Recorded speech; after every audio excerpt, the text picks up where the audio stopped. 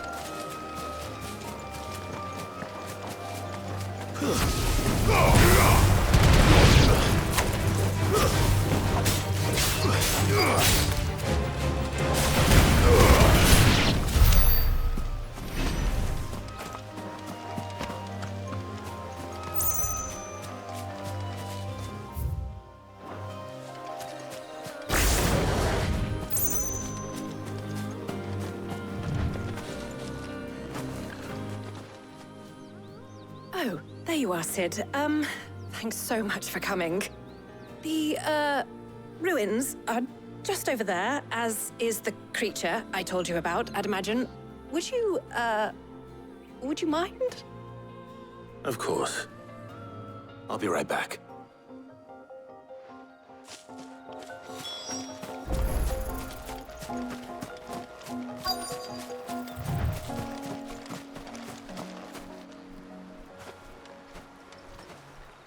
Anybody home?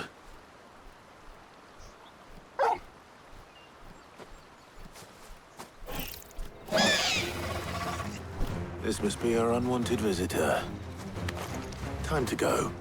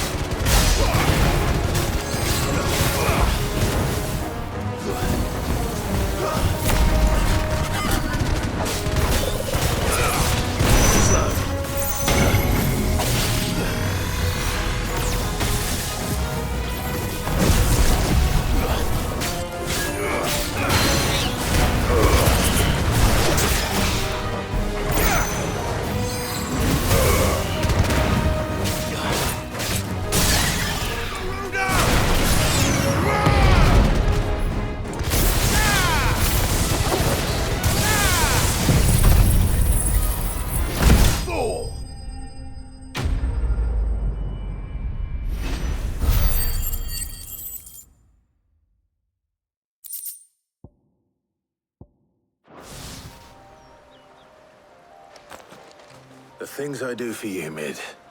Sid! Oh, thank goodness you're safe. You shouldn't have any trouble now. Indeed. Well, don't let us keep you. We'll, see that everything is transported safely back to the hideaway. All right. I'll let Mid know you're on your way.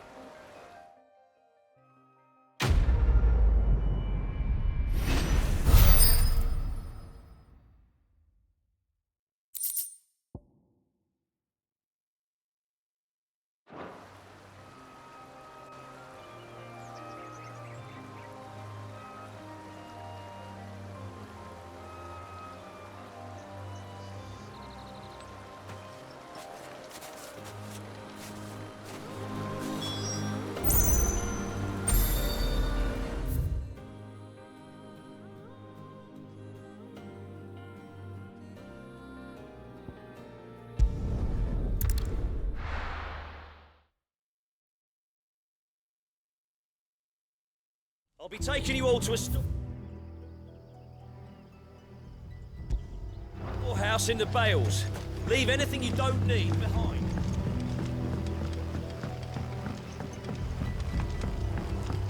You know what you have to do. I won't let you down. If you're ready, we leave at once.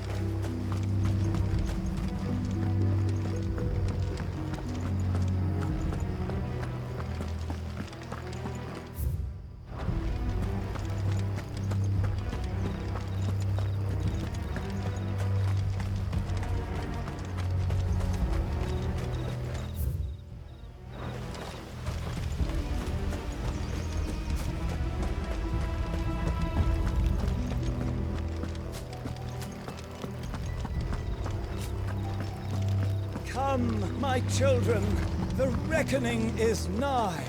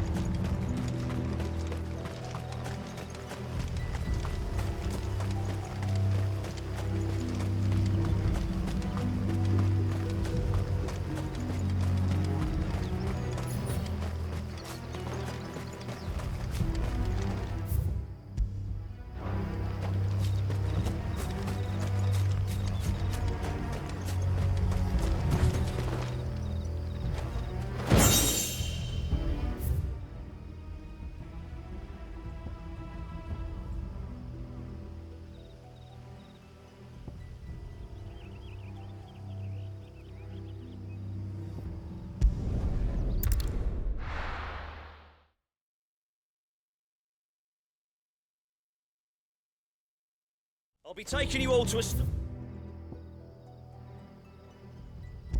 storehouse in the bales. Leave anything you don't need behind.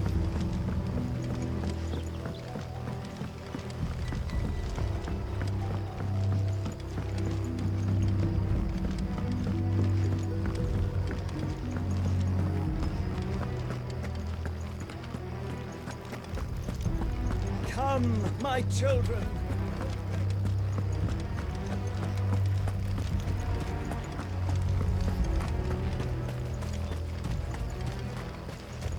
I know you're all afraid.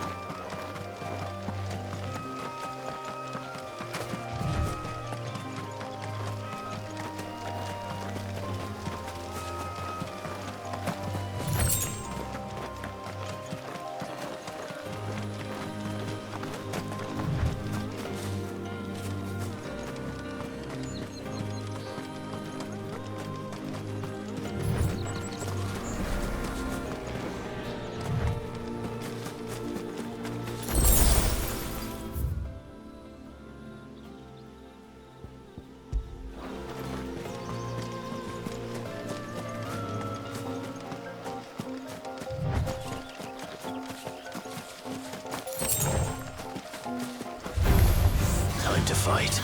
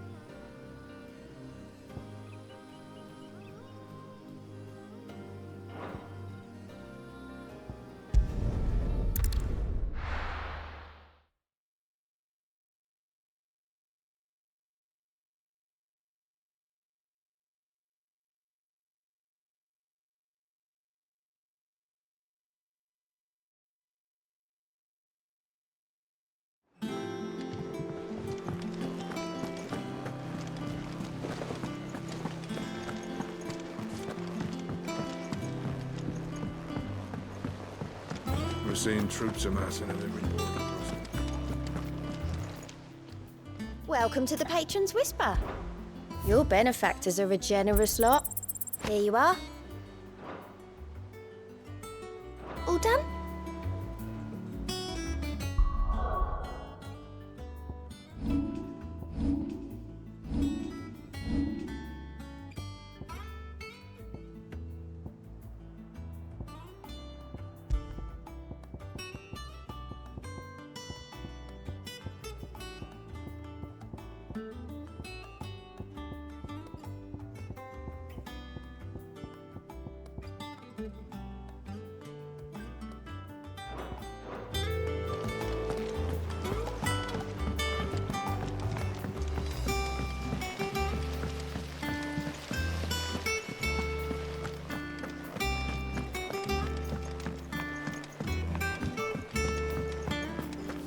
I think Mid might need some help.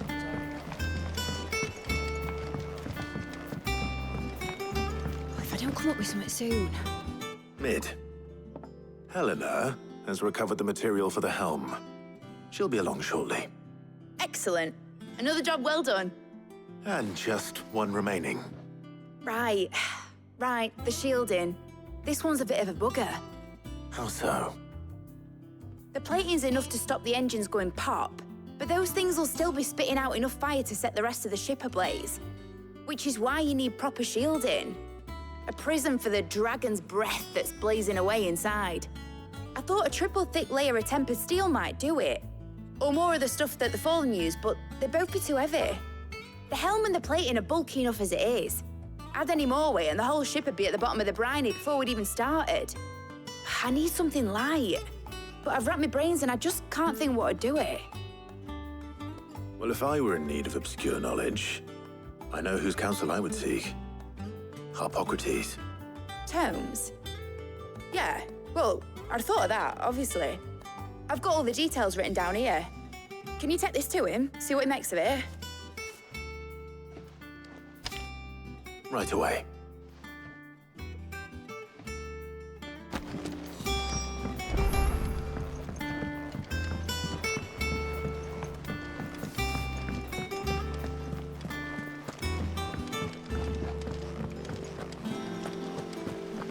Editors started reading books that don't have any pictures in. Mid hasn't been.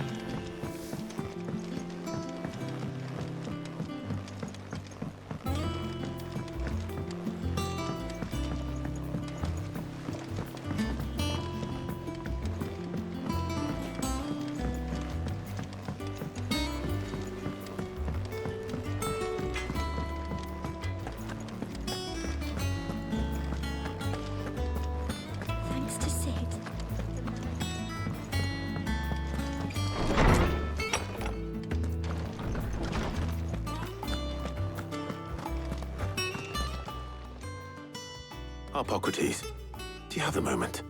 For you, Clive, always. Well, actually, it's for mid this time. Could you take a look at this?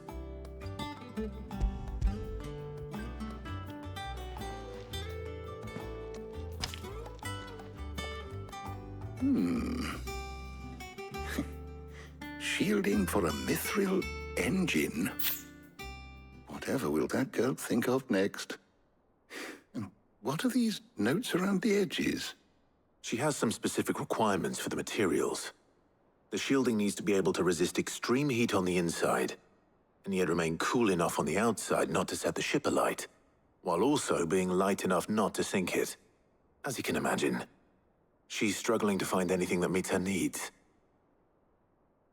I see. I wondered if you might know of a solution, or if you might be able to search the records for one. Perhaps it is not a different material she requires, but a different approach. What do you mean? Consider the lake we have made our home. Its blighted waters eat away far more quickly than fresh water or even brine, at timber and steel alike. And yet, we have made a home here from those very materials nonetheless. We have. But Bardolph must varnish every board twice over to keep it from rotting. And Obelus complains that without a constant supply of pitch. I see. Early Gregorian histories speak of a preparation known as moon dew. It is said to be able to resist even the most ferocious flames. Before the dragoons tamed the worms and wyverns of the realm, nobles would daub their castle walls with it in order to guard against dragonfire. So if we could recreate it...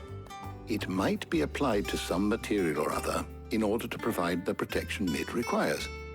As to how best to apply it and to what material, perhaps Bardolph and Obelus might be of assistance. I shall speak to them and see what wisdom they might have to offer. If you would be so kind as to procure the necessary ingredients, I shall discuss the specifics of how it might be most effectively put to use with our two friends. The knowledge of the past may yet prove useful to we of the modern era. Thank you, Harpocrates. And since you're asking others to help you, perhaps I should too.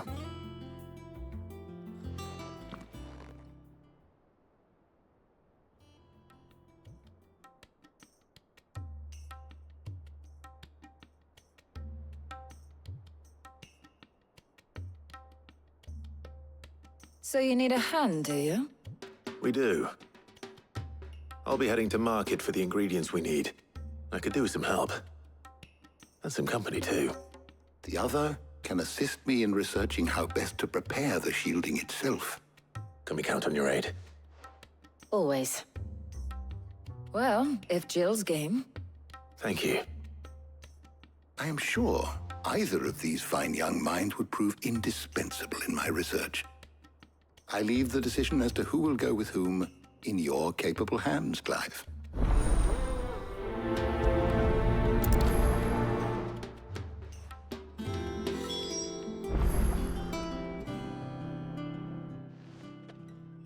So, Clive, have you made your decision? Who will accompany you on your little excursion?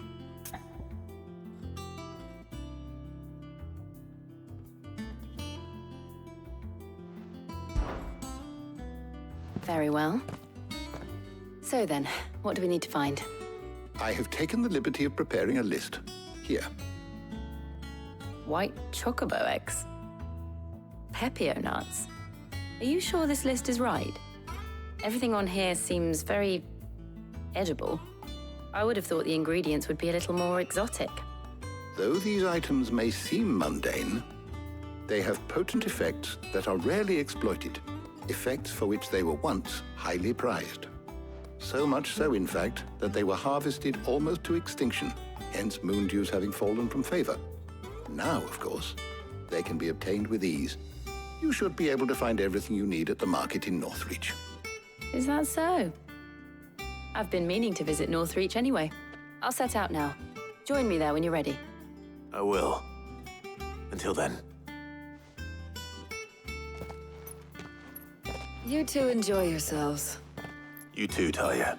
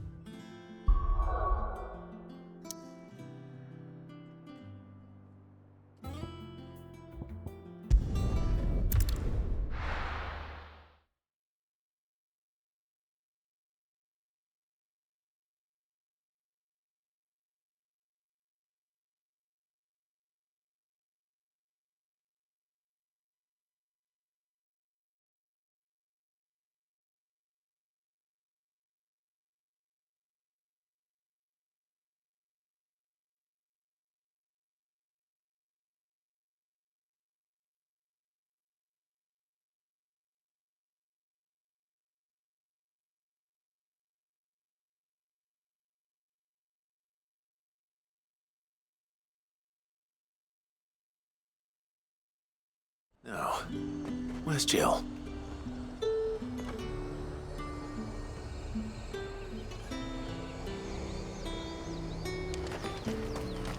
Keep them pilchards nice and chilled. Are those Pepio nuts? How goes the hunt for ingredients? I've only just started. I'm sure everything we need is somewhere amongst all these stalls, though. Why don't we split up and see? We'll take a couple of ingredients each. All right. What am I looking for? How about you look for the Pepio nuts and some garlic?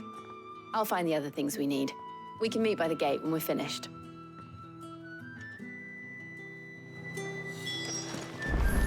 Up! You'll not find a bruised pippin in the bush. Fresh cuts!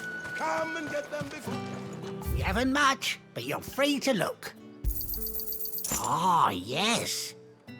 You're always welcome here in Lostring.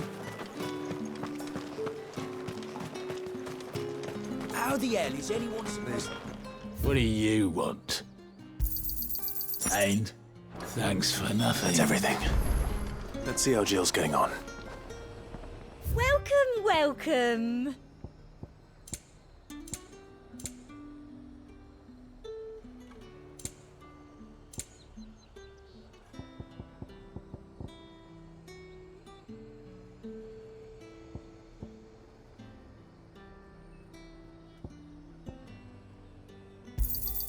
I do like a customer who knows what he wants. You've a keen eye. I do like a customer who knows what he wants.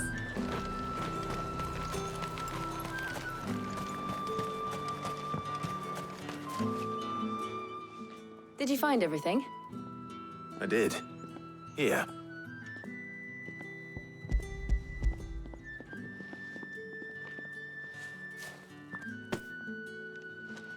Garlic and Pepio nuts. Perfect. Now all that remains is for Harpocrates to somehow turn all this into what Mid needs to keep her engine cool.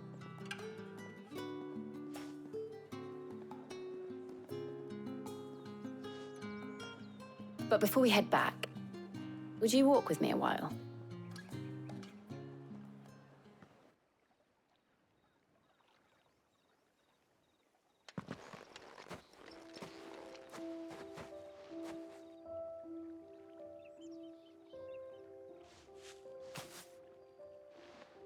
Thank you for asking me to help you today. It makes a nice change. It does. It's good to get away from all the battle and bloodshed for once. Just being here reminds me of when we were children. Do you remember? Walking down Market Street in Rosalith, taking in the sights and smells. How could I forget? What with Torgal's antics. Remember how his nose would prick up at the scent of sausages? He'd go racing away and we'd have to go running after him. We wouldn't catch you now, would we, boy? Was there anything you wanted to buy for yourself while we're here? There was, yes. Well, sort of. Molly in the kitchens told me about a place that sells particularly good pies. Thought you might like to share one with me. I would. Thank you. And I saw some bread.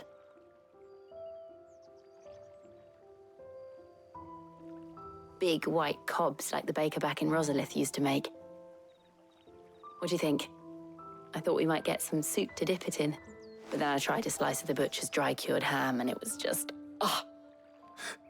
You all right? Sorry. It's just... you're right. I really do feel like a child again being here with you.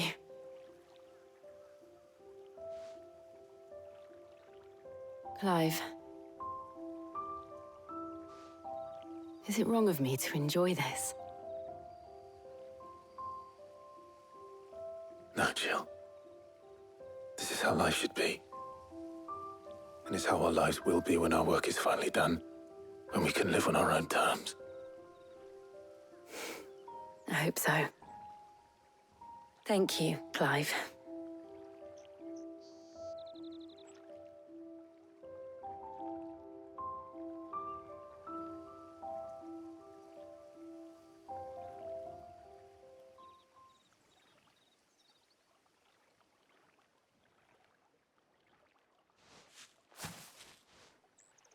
Well, I suppose we better be getting back. I need to give these ingredients to Harpocrates and Talia. I'll see you at the hideaway. Take care. I will. You too.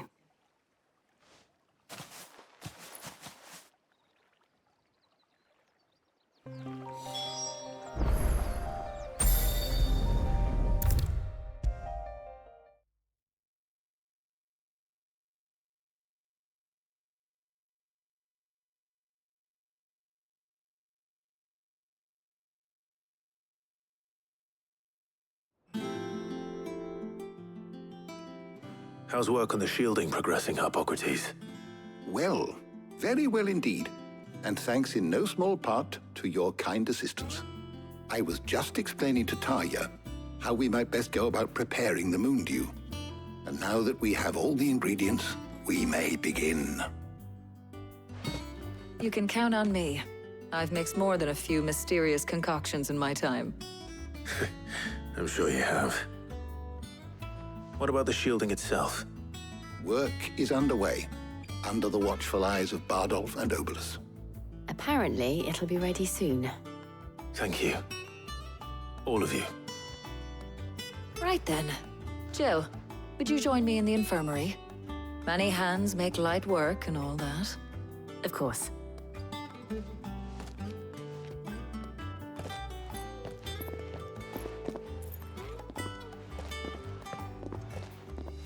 Oh, and Clive, thank you.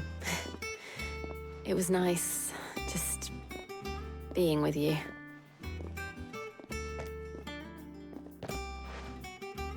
It appears our work here is almost at an end.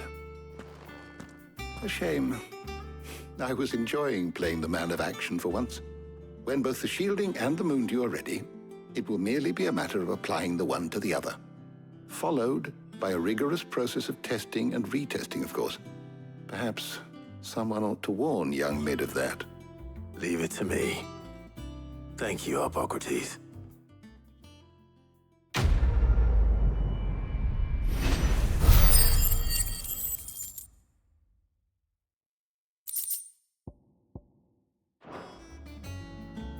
Well...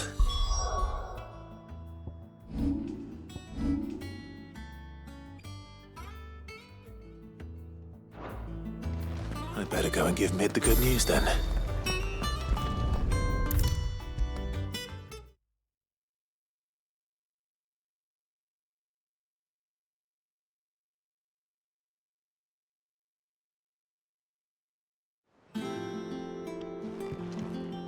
Sorry to keep you waiting, Mid. But you'll be pleased to know that work on the shielding is underway. You found something for it? In a manner of speaking, Harpocrates knew of a substance that's highly resistant to heat. A coating that should provide the protection you need. He's supervising the construction and testing of the shielding as we speak. Brilliant! I knew you wouldn't let me down. Don't thank me. I'm just the errand boy. Right then, better start working out how to bolt all these bits together. To the Black Hammer!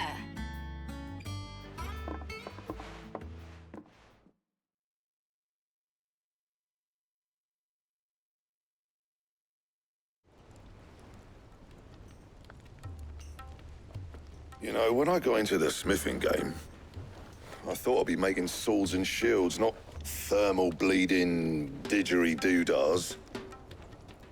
Displacement stacks. Same difference. Whatever you call it, I ain't putting it together in here. It's cramped enough as it is. Let's take this outside. Mid, you get all the parts lined up on the deck. I'll take care of the rest. On my way!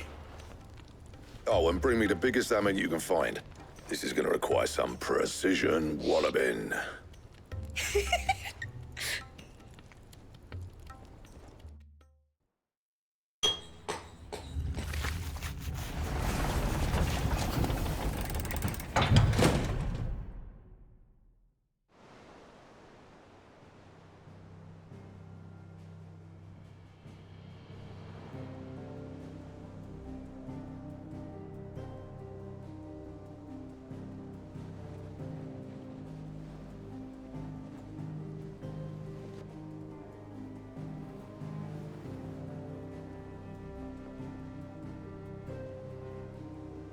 It's finished! It's finally finished!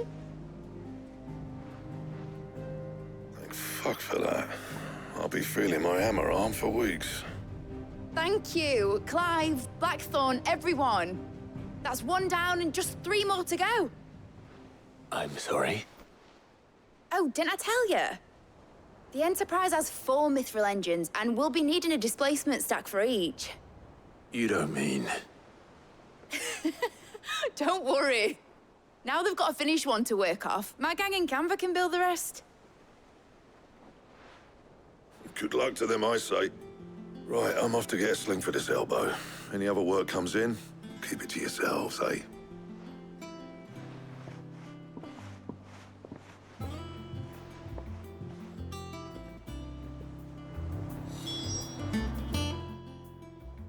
What's the matter? Nothing. Just daydreaming. Thinking about the Enterprise sailing off over the horizon to shores unknown, searching for a land untouched by the Blight, just like me and my dad planned. So if the worst came to the worst and every scrap of soil in the Twins turned black, we might still have a chance. That's what she was meant to be. You see, one last chance just in case we needed it. But now she's so close to being finished, I've realized I don't want her to be that. I don't want her to be just a lifeboat for us to cling to if things get desperate. I want people to sail aboard her by choice, not from the lack of it. In a world where we're not just trying to survive, but where we can actually live. I'm working on that. And I'll do everything I can to get you what you want. Don't you always? All right. My mind's made up. As soon as the Enterprise is fit to sail, I'm putting her under your command. Sod our plans, I'm trusting in yours. Are you sure about this? Something tells me it's what my dad would have wanted. He'd be proud of you. You were gonna visit his grave, weren't you? I was. And you can come too now that your little project is finished. Right. There's just one thing I need to finish up first. Won't be a mo. All right. I'll let Otto know you're coming. Meet us in the mess when you're ready. Aye, aye, Captain.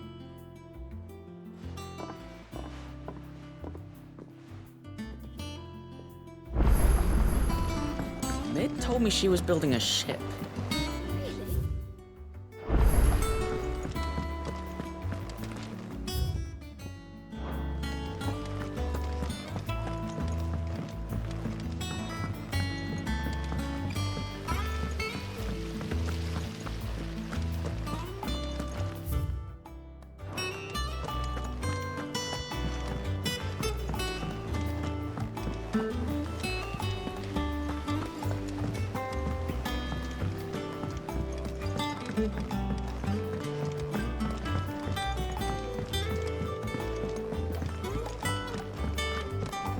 Well, nice. Here, Sid. Reckon you might be just the man to help me out of a bit of bother, if you've a mind to. Let's hear it. Well, it's about this alembic the Chief's got me making. Lovely bit of kit it is. Bung in a solution you want splitting, and it will separate it out, just like that. Problem is, it won't always get rid of all the impurities. And with some of the stuff we need it for, that ain't good enough. Which is why I've been looking for something to filter the liquid we'll be cooking off. And that's where I was hoping you could help me out.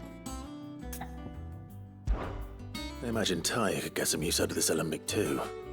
Distilling medicines and the like. All right. Why not? Proper job! So what exactly do you need for this filter? Nothing but bomb ash'll do, says the Chief. Gave me a sample she'd obtained from the university stores. Couldn't believe my eyes. You pour the blackest blight water through it, and it comes out clear as a mountain stream. So, I did a bit of reading about where I might be able to get hold of some. And do you know what I found out? It's only the blimmin' bones of a bomb king. They leave them behind when they die, see? I take it that's where I come in. If you wouldn't mind. I saw a billet on the hunt board for one just the other day. Would have gone myself, but, well, fighting dirty great balls of flame ain't exactly my forte. You, on the other hand... All right. I'll see what I can do. Thank you kindly. And good hunting, eh?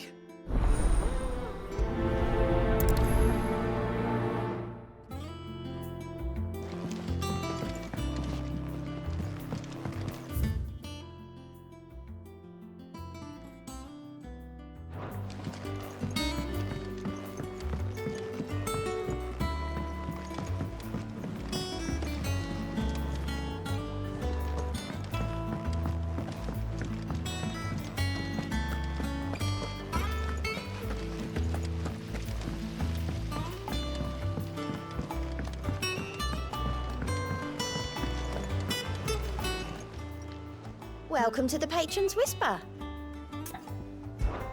Is everything we've received and everything promised? You earned this. Come again. I may have more for you.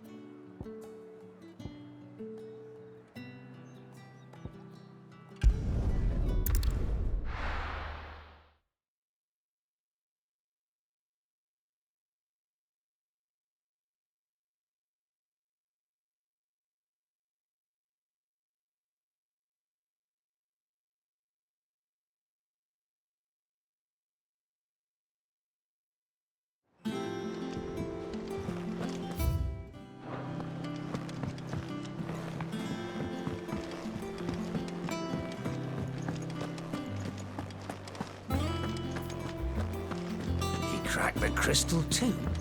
Who's joking?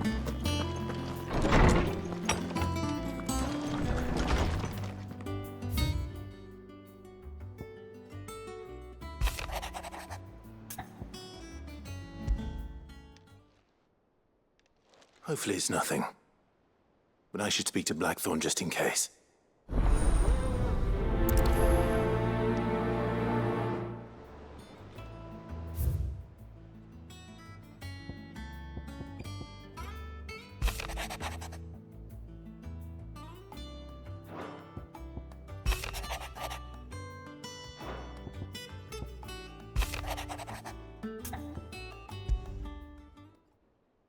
What could be wrong with Torgor? He seemed well enough when I last saw him.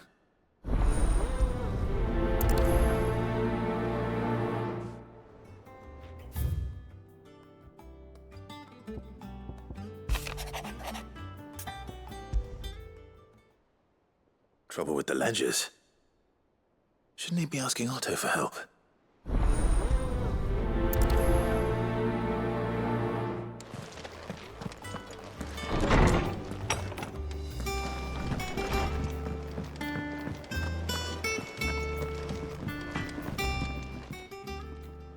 Blackthorn, do you have a moment? Not really, no. This won't take long. I just wanted to ask how you're getting on. August was worried about you, and you might still be doubting your craft, even after learning the trick of that cuirass. Is there something else weighing on your mind? Perhaps sharing your thoughts might help. That bastard's like a dog with a bone. Still, he's got a keen eye, I'll give him that. He's just, well, Karen showed me something. Something I've never seen before. And that was? A sword. An odd-looking thing with a single-edged blade. The metal itself wasn't anything to write home about, but fuck me. The edge on it. You could slice a man clean in two with a weapon like that, and he'd be halfway home before he even realised he'd been cut. So that's what's troubling you? Nah. Not troubling me exactly. More distracting. Can't stop thinking, how do you get an edge that sharp? It's driving me mad. And if you knew how to do it, we could arm the curse breakers with even better blades. That's about the size of it, yeah. I'll see what I can find out. Sharper swords are always welcome. And we can't have our master blacksmith being distracted. You're a soft touch, you know that. But I can't say I'm not grateful for it. Good luck, eh? Thank you. Let's see what Karen knows about this sword.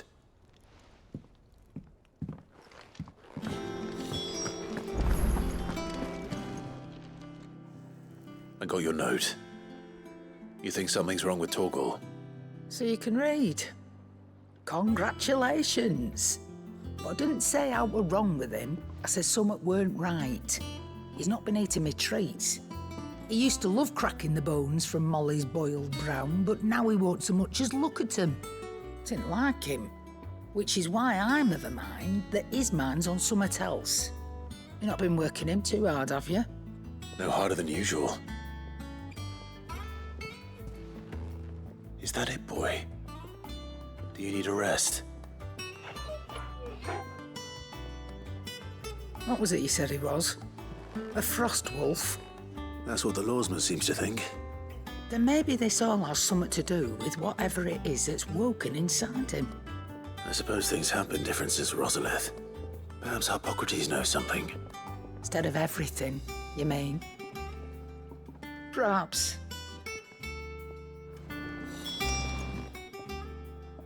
You're looking well, Karen. What do you want? Out with it. I want to know about the sword you showed Blackthorn. Single-edged and extremely sharp.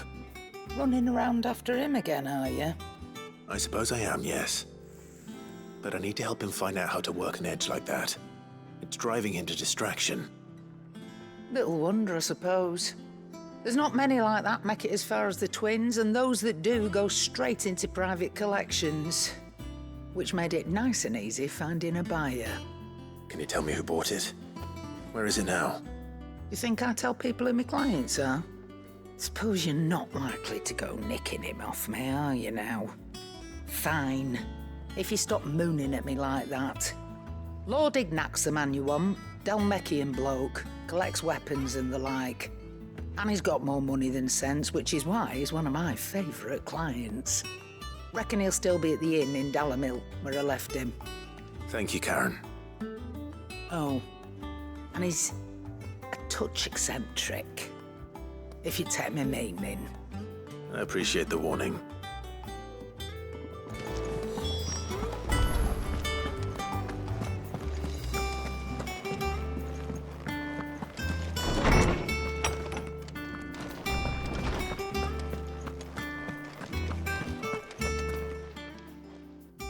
Lawsman, I need to ask you about Torgal. Something's not right with him. He isn't ill, is he? I don't think so. But according to Lady Karen, he seems to have lost his appetite, which is certainly a new development. She says he's hardly been touching his bones of late, and she believes it may have something to do with what happened at Rosalith Castle. I rather think she might be right, though not about his appetite. All canids are instinctively inclined to crack open bones for the rich marrow that resides within, and I see no reason why a frostwolf should be any different. Accordingly, I suspect it is not a lack of appetite that afflicts Torgal, but a surfeit of it. If we assume that his newfound magics require additional nourishment to sustain, it may well be that the bones Lady Karen is accustomed to providing are no longer sufficient. Frostwolves, after all, habitually prey upon far larger animals, whose bones may yield altogether different nutrients. As to where one might find a suitable substitute, some antelopes that graze the meadows of eastern Rosaria have been known to grow to a size more than double that of their lesser cousins. I don't recall ever seeing any that large. And little wonder. The oldest and largest such creatures rarely leave the safety of the highlands for fear of predators. The last elder antelope sighting I recall hearing about took place near Cressida, and that was long before the village was abandoned. Even so, it seems like a good place to start. Good hunting, Clive.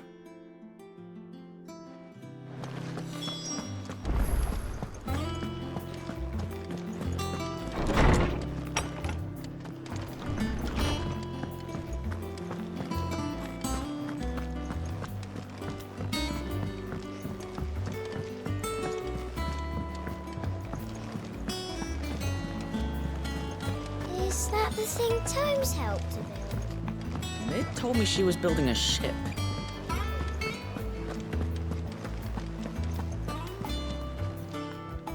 Clive, did you get my letter? That's why I'm here. Shh. Otto might be listening. Is this better? A little. Listen, I've some bad news. It turns out the hideaway may be slightly behind in its payment to certain lenders, and it may be my fault. But I swear to the goddess, I thought I had the numbers square. Sadly, that square turned out to be more of a circle. 0, you might say. I can straighten it out, I swear, but it's going to take some time, and I'm going to need help keeping it from Otto. Bit late for that, I'd say. There you are! What a surprise! So let me get this straight. You forget to pay our lenders what they're due, and instead of coming straight to me, you get Clive to come to you. And I hope he'll dig you out of the hole you've dug for yourself. Clive, the man in charge of the place you've been cheerfully trying to bankrupt. And you thought this was a cunning plan. Why? Well, who needs paying? Oh, just Martha. And the dame. And, well, Lady Karen. But only 500 talents. We owe 3 of our most trusted friends 5 million gil. Each. 5 million each. they lent us the bulk of the money we used to rebuild the hideaway, you see, and, well, I must have made some sort of oversight. Those ledgers were my responsibility, and it was my decision to entrust them to you. This is my fault. Do we have that much to hand? I can always ask my uncle. No, we don't. And no, you won't. We've lightened Lord Rosfield's purse enough. After the king's ransom we had off him, he deserves better than to see our begging bowl. Besides, we'll need to learn to stand on our own if we're gonna make this work. All right. But that doesn't mean you have to shoulder the burden yourself. Is there anything I can do to help? There might be. How'd you fancy taking these to Martha and the dame? Rocks. Rocks, he says. Worth 1,000 talents apiece, these are. A little something Sid and I set aside for when times got lean. And I reckon 15 million in overdue debt probably qualifies. I just hope our associates' eyes are a bit more discerning than yours. I'm sure there will be. Should be me making the rounds, really. But you know how it is with this place. Orders to bark, arses to wipe, and all that. I know. Which is why I don't mind going in your place. Go. Do you know why I only gave Master Clive here 2 star rubies? Because you'd rather Lady Karen killed me. Because I'd rather Lady Karen killed you. Yes. Well, I suppose this is goodbye then. Don't worry. I'm sure Karen will understand. Really? Do you think so? No, I don't.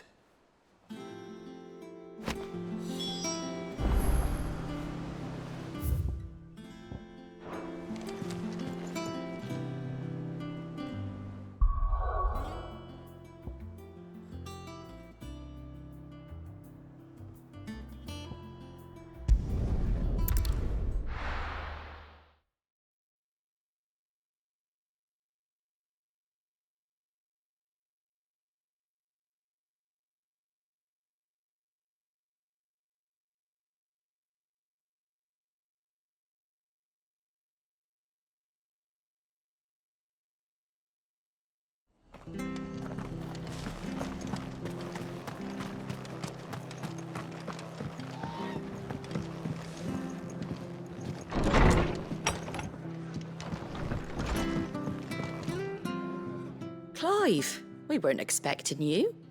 I wasn't expecting to be here, but it seems we still owe you a considerable amount of coin for your help with our rebuilding efforts. And though I doubt it's what you were expecting, we were hoping you'd take this as payment.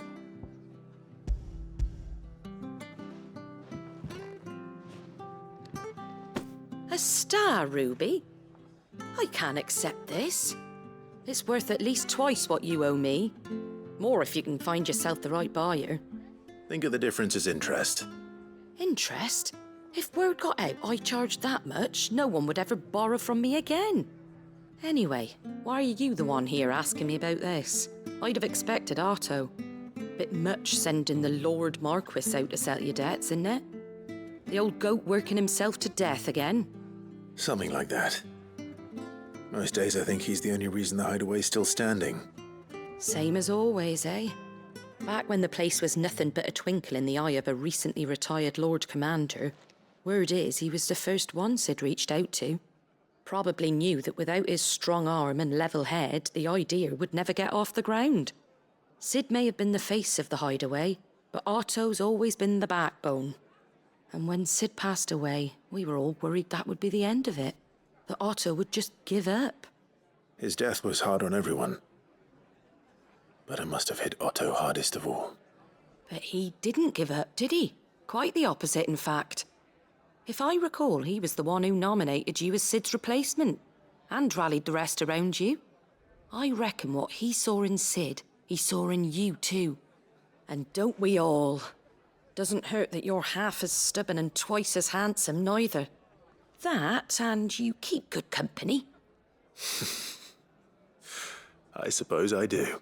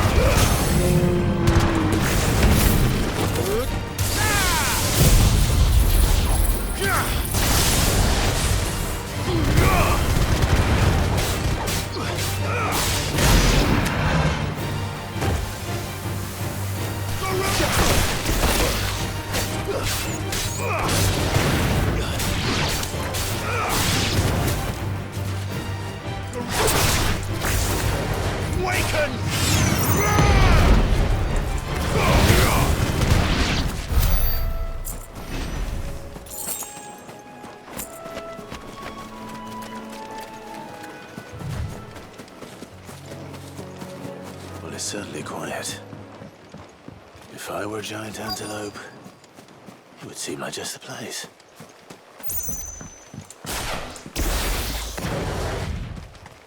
I doubt we'll find one bigger than that. You hungry, Torgal?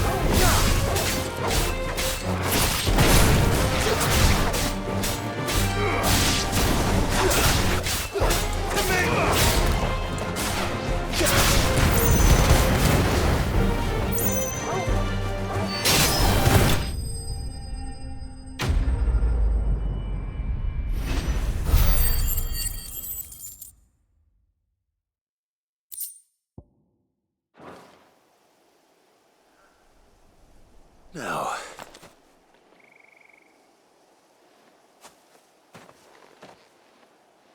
will it be enough, I wonder?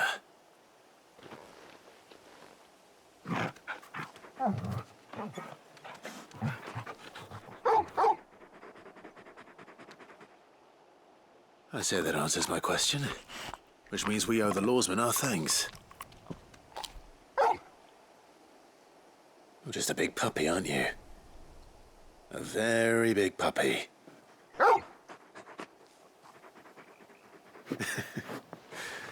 You do know you can take that with you, Torgal. Lady Karen will be relieved to hear you've got your appetite back. Come on, boy. After it.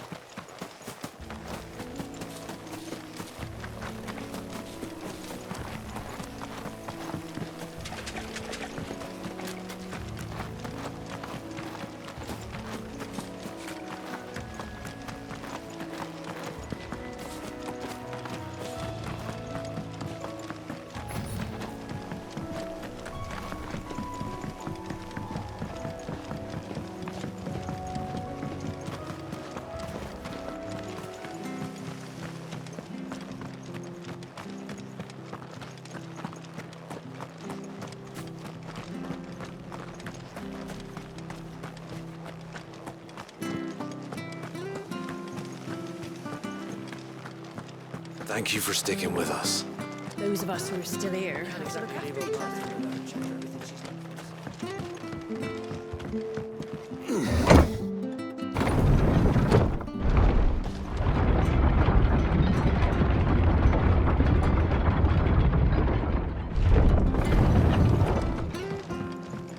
All right, Sid.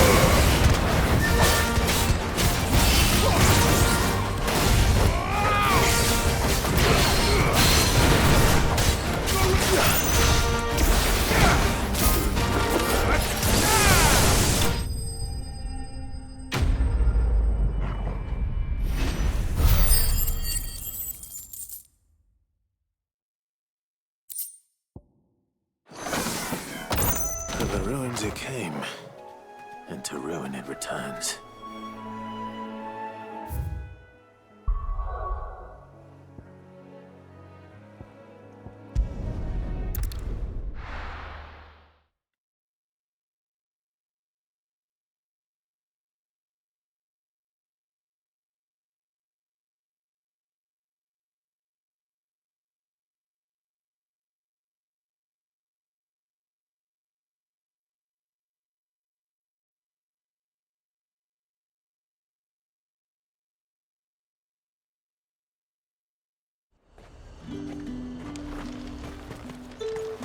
There's talk. The Glassgate flood has finally spread.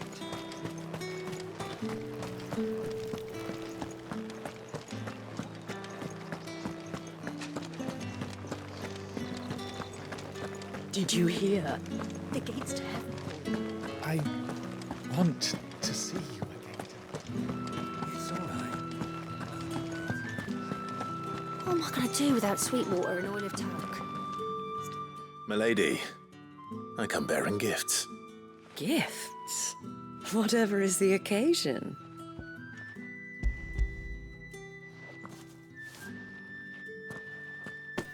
Oh my. Clive, you really have outdone yourself. Otto asked me to give it to you. To settle the Hideaway's debt with the Veil. And to compensate you for the time it took us to do so. You disappoint me, Clive. I thought you might finally be warming to me. Tell Otto he can keep his baubles. I tried to tell him as much the first time around. The man owes me nothing, nor does the Hideaway. My contribution to the restoration effort was made freely and willingly. It was the least I could do. You once told me Sid did you a kindness. I'd like to do the same. Please, accept it. For my sake. And for Otto's. For all of us. For all you've done. It is rather fetching, isn't it? Very well. Otto is lucky to have you, Clive. I doubt anything could ever replace his son.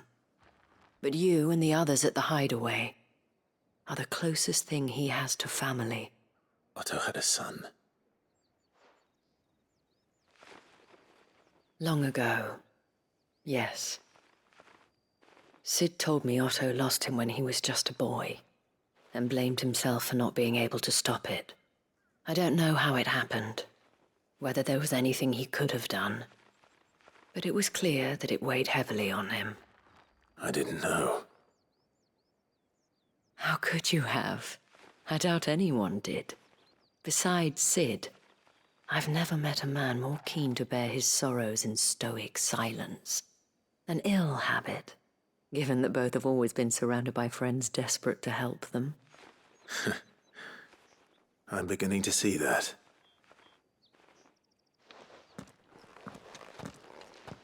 Go will want to know the stones were delivered. If he's still with us.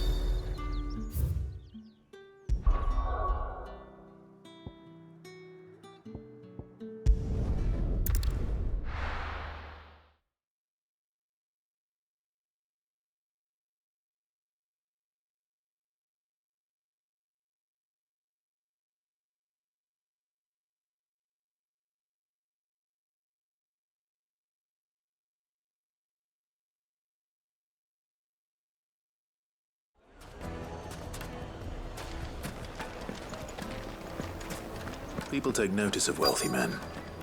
Shouldn't be too hard to track down Karen's collector. St. Drake's Fang is gone. The whole Mother Crystal gone. What are we gonna do? Calm yourself.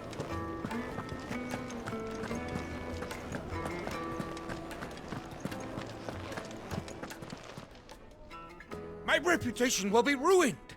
Ruined! Calm yourself, Lord Ignac, I beg of you, before you do yourself a mischief. Pardon the intrusion, but... Out!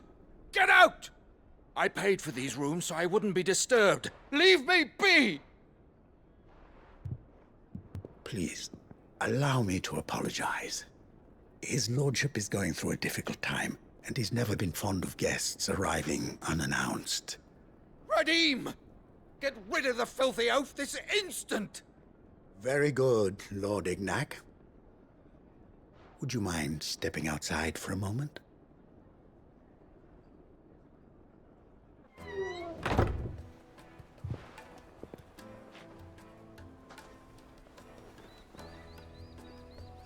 I'm sorry if I've caused you any trouble. That? Oh, no. That's just how his lordship is. Though the morning's events have left him somewhat fractious. He has been dispossessed of his luggage, you see. The thieves also made away with a considerable amount of coin. Coin the innkeeper will soon be keen to collect. I don't suppose a certain blade was among the stolen items. A single-edged sword. It was purchased from a merchant friend of mine. Ah, you know Lady Karen. Yes, I'm afraid it was. Then I'll retrieve Lord Ignac's luggage. But I have one condition. You have but to state it. You are welcome to anything that is within my power to grant. I want an audience with Lord Ignac. A few minutes should be enough. Then I'll be on my way. A condition I would be a fool to refuse. Of course, you shall have your audience. I don't suppose you saw where the thieves went. I did not, no. Though some discreet inquiries made on his lordship's behalf mean that I know where you might find them. The bandit's bed. Every ill-gotten coin in Dalamal is said to pass through that disreputable corner of the Valcroy. And that's where I'm heading. I shall speak to Lord Ignac in your absence, and arrange for an audience upon your triumphant return. That will be very kind of you. Farewell, and best of luck.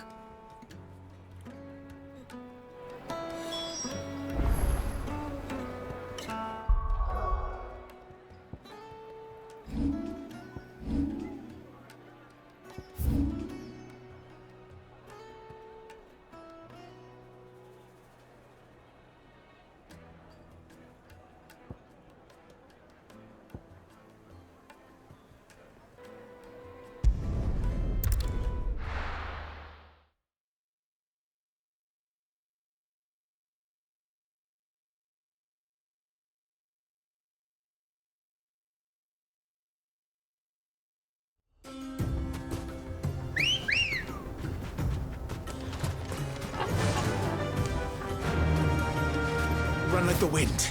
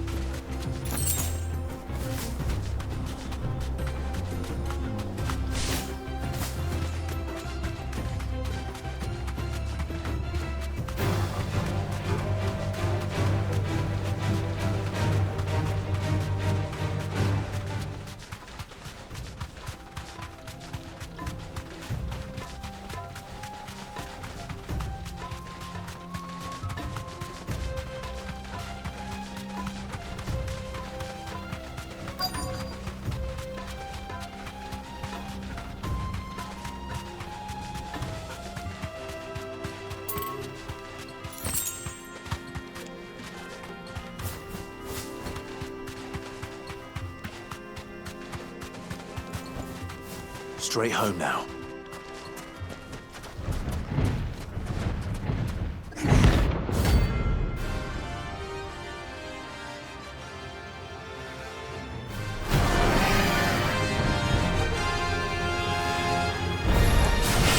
Well, Clive, looks like you're gonna need the bigger sword.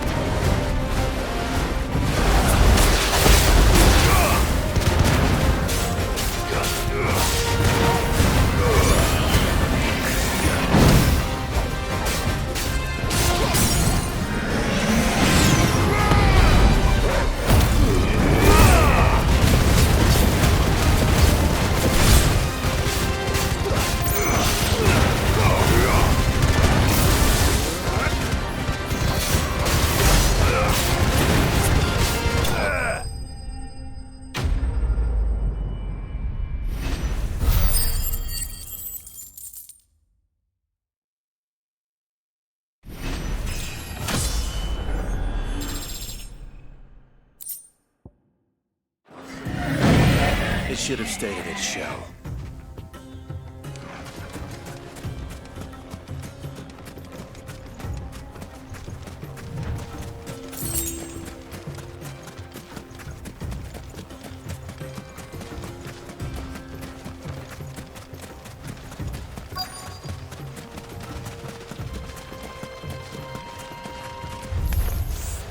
We've got company!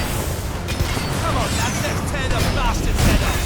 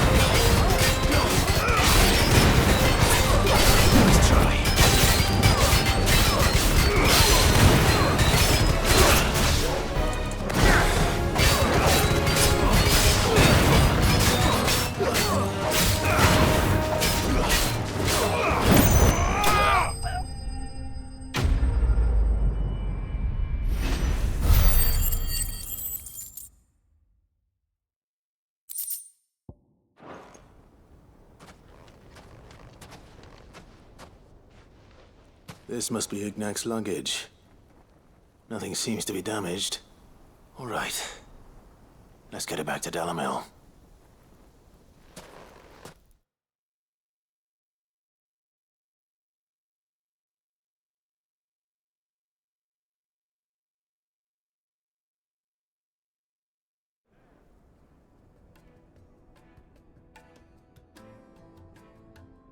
I hear I have you to thank for the return of my effects. What shall I call you, my good man? Wyvern. Glad to make your acquaintance. A formidable name indeed. Well, Wyvern, I appear to be in your debt. Redeem here tells me you wished for an audience. Is that all? A few moments of your time should suffice, yes. You're a peculiar fellow, Wyvern. All right. Speak. Master Wyvern was wondering if you could tell him about a certain single-edged sword you recently acquired. Oh, a true work of art, that one.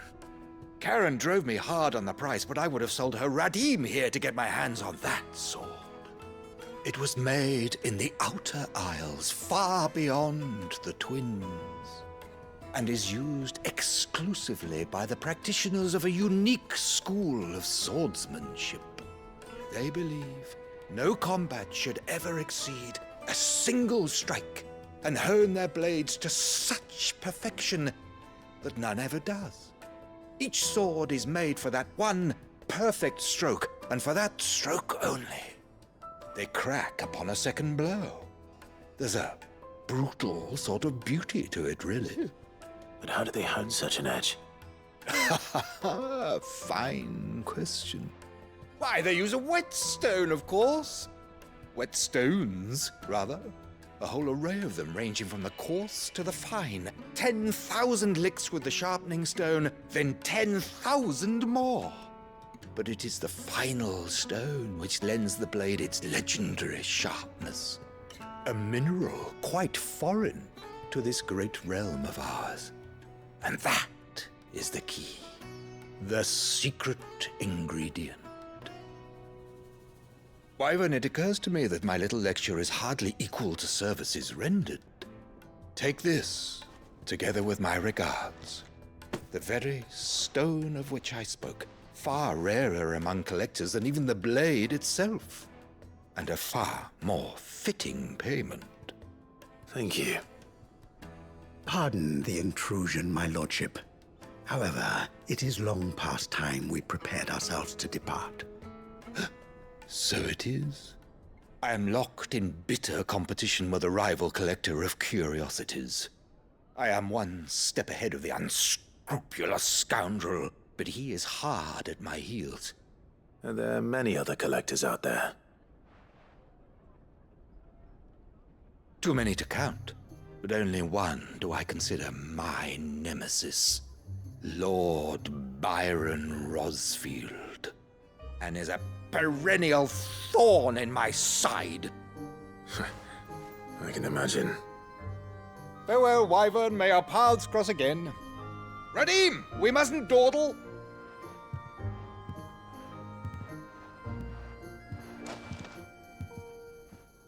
I think his lordship is rather taken with you, Master Wyvern. Thank you again for your assistance. Coming, my lordship. I'll be right there.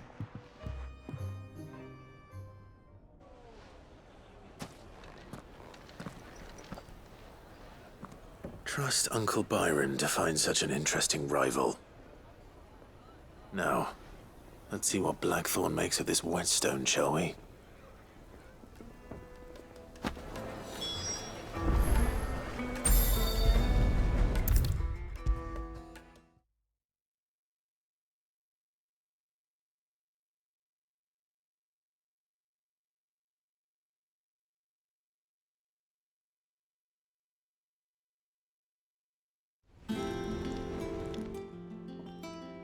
Sorry for the wait, but hopefully you'll agree it was worth it.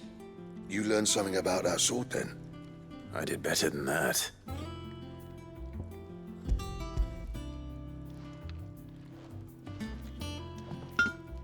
A whetstone?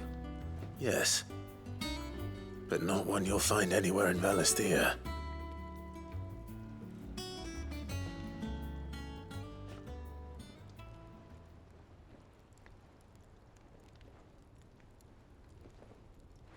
No wonder I couldn't get the same finish on the grinding wheel. One hit and all done, eh? Might not be so bad if all you ever fought were duels. Good luck on the battlefield. Your second opponent would be your last, no matter how good you were.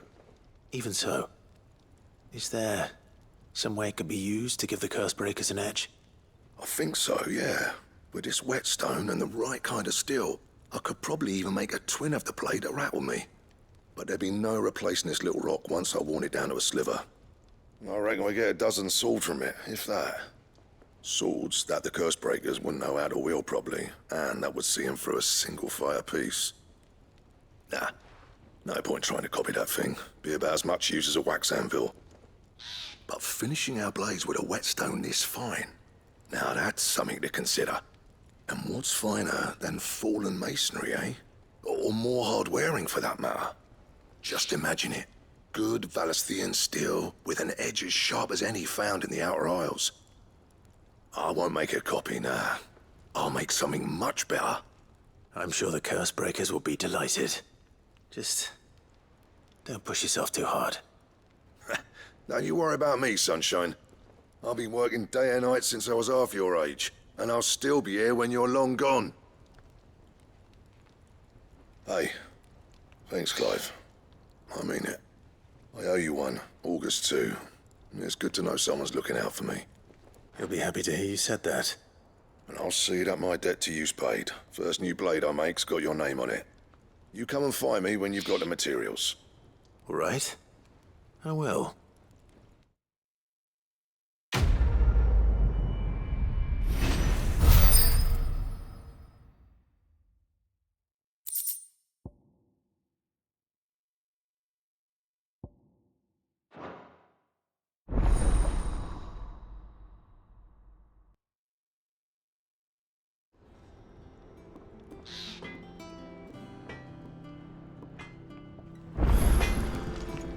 Clive. What's that for you, dear?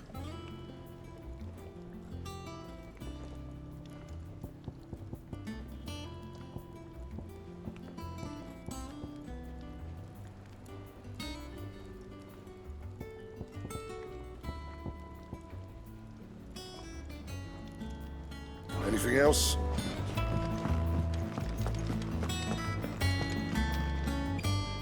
I noticed you and Torgal had gone off somewhere. Take him for a walk, did you? You could say that.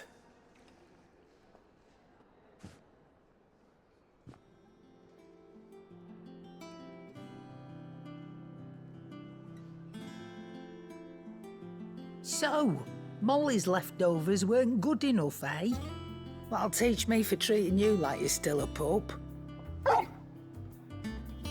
All right, no need to shout. Now we know what you're after, I can see about getting some in. Speaking of which, I brought one for later. Can I leave it with you?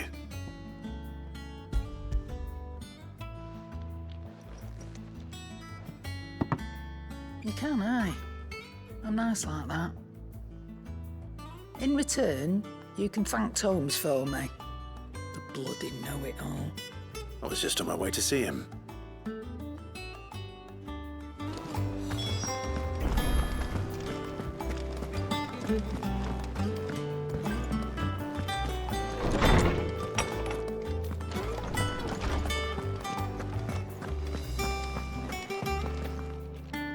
Ah, Clive. Were you able to locate your quarry? We were indeed, Lawsman. You pointed us in exactly the right direction. And Torgal's been a very happy hound ever since. Very good, very good. Lady Karen sends her thanks, by the way, for your part in solving the mystery. Ah. But that reminds me. After your last visit, I found myself pondering Torgal's talents. Do you recall our conversation concerning Lady Jill's role in Torgal's transformation? About how she somehow woke the power within him? Precisely that. A reasonable conclusion, I thought. But one which raised certain questions in my mind.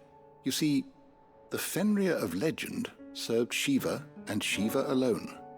And while the powers attributed to him are certainly impressive, the records imply they are somewhat different in nature to those you described Torgal as having used. What are you suggesting? That Torgal may be the beneficiary of more than one icon's power. Consider that in addition to Lady Jill, he has served as a loyal companion to you, your brother, and even the late Cid. In short, the icons hitherto near at hand, or should I say at paw, have been diverse and plenty. And that number has only grown as the realm's dominance have fallen to your sword. One can but speculate as to how all of this has affected Torgal. He has seemed more fierce of late. And if I am not mistaken, he will grow fiercer still. We are fortunate indeed to be able to count him amongst our allies and not our adversaries. Oh, he's more than an ally. He's a friend.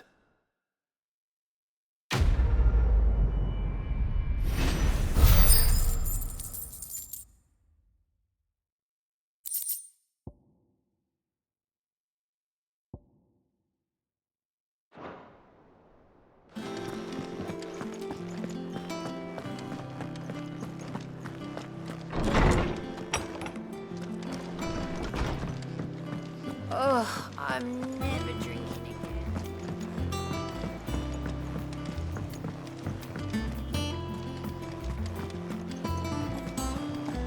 Is that the thing Tomes helped him in? Mid told me she was building a ship.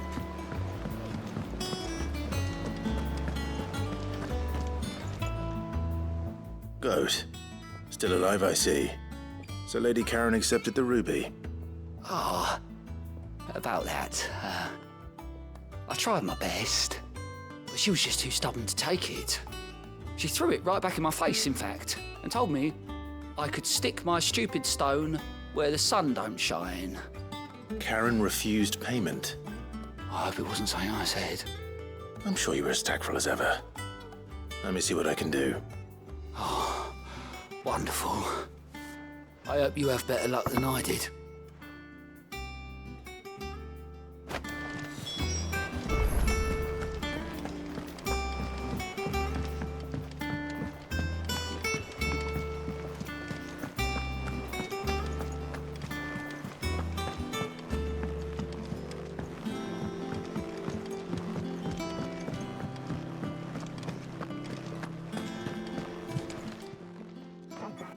Lady Karen, Goat tells me you weren't happy with our offer. Would you prefer the debt was repaid in coin? What debt? I don't recall lending any of you like me hard-earned gil. I may have tossed a talent or two in the Hideaway's coffers, but those were donations, and you can hardly call it charity if you go asking for it back. Of course not. But one good turn deserves another. And our circumstances have changed. Surely you wouldn't shun the gratitude of a pauper who happened to have become a prince. Oh, so you're a prince now, are you? Fine. But I'm selling it and taking what I'm owed, then you're getting the rest whether you like it or not.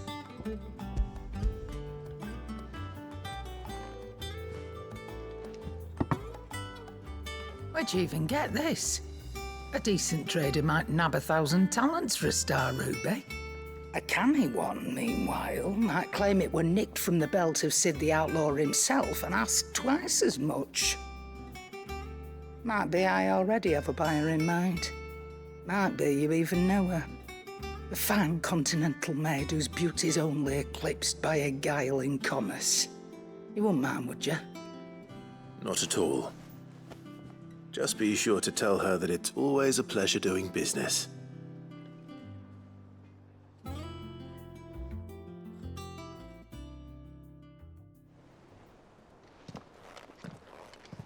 I hear you ended up delivering all 3 stones. Thanks to this lump. I sometimes wonder what I pay you for. Speaking of which, I still haven't been paid last month's wages. Oh, so you remember what's owed to you then? Get your ass behind that disc of yours and don't get up before those ledgers are square. Right away.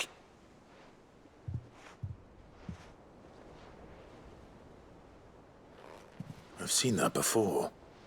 You have, yeah. Plenty of times. It was the only goblet Sid ever used. Either out of habit, or because the filthy sod couldn't be bothered to find a clean one. I knew so little about him. Like most people. Martha and the Dame both seem to have fond memories of him. Huh. I bet they do. How long did you know Sid before he... Before he died.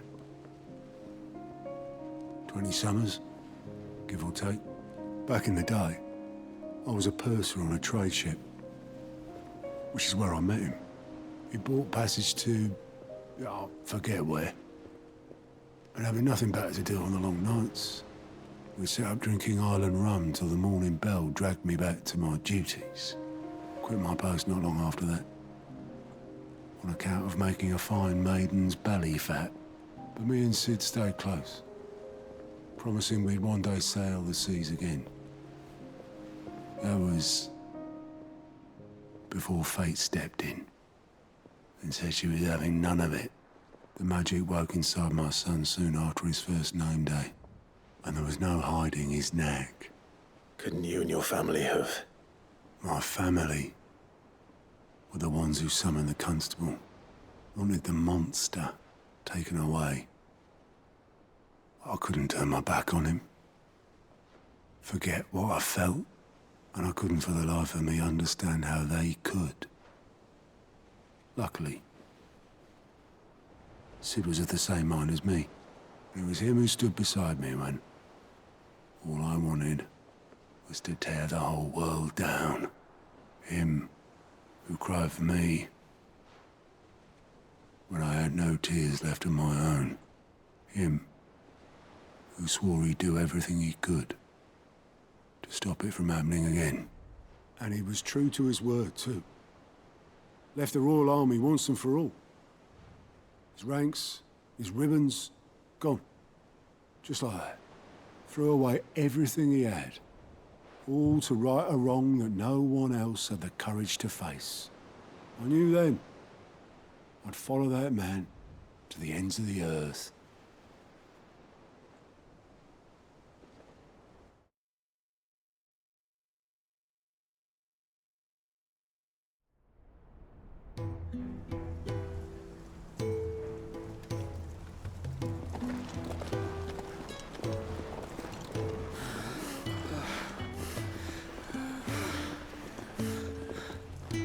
He was always too clever for his own good, was Sid. Saw the world for what it really was, while the rest of us were content to go along with the lie we were shown. And it can't have been easy, bearing that burden alone.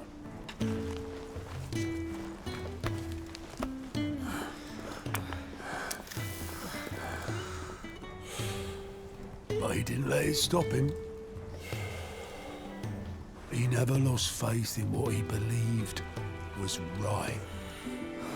And that gave us faith in him. Faith he'd steer us true. So I swore to myself that I'd always be right behind him, ready to catch the stubborn sod, if ever he should fall.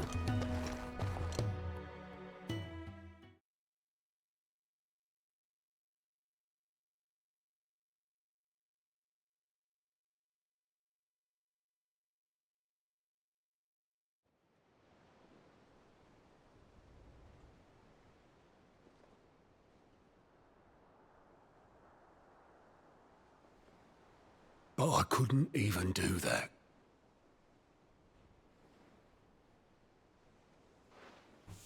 Ignore me. Just the ramblings of a tired old man. Leave that lot. I'll tidy it up in a bit.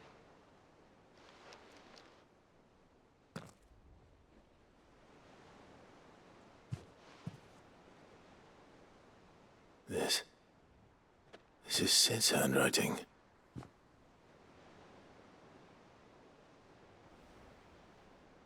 Dear Otto. I may be drunk, but I wanted you to know this place would be fucked without you. Love you, you grumpy old sod.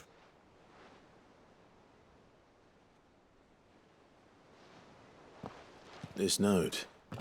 Hmm? What about it? Sid was right. Without you, we'd all be lost.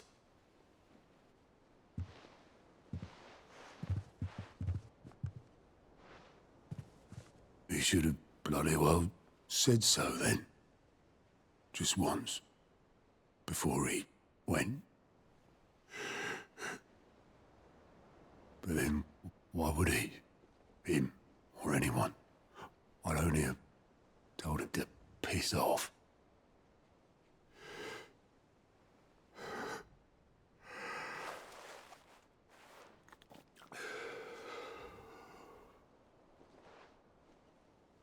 You're wrong, though. Both of you. It was never just me keeping the hideaway afloat. It was all of us. I just shoved people in the right direction. I barely seem to be able to do that anymore.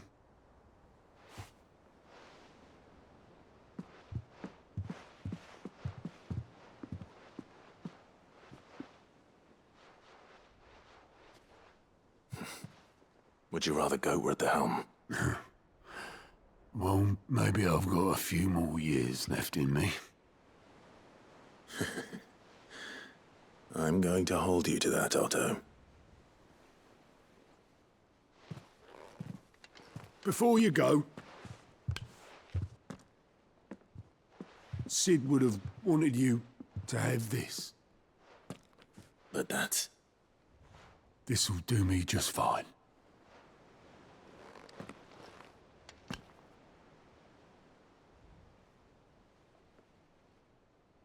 Thanks for the ray of sunshine. I'll see if I can't pay you back. Already have.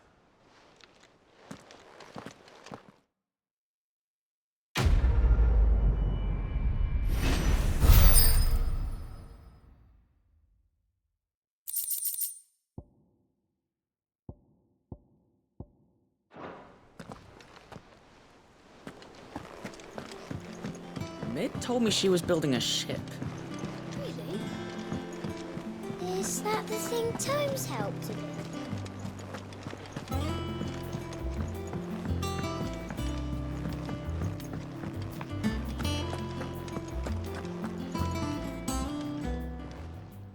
And what can I do for you?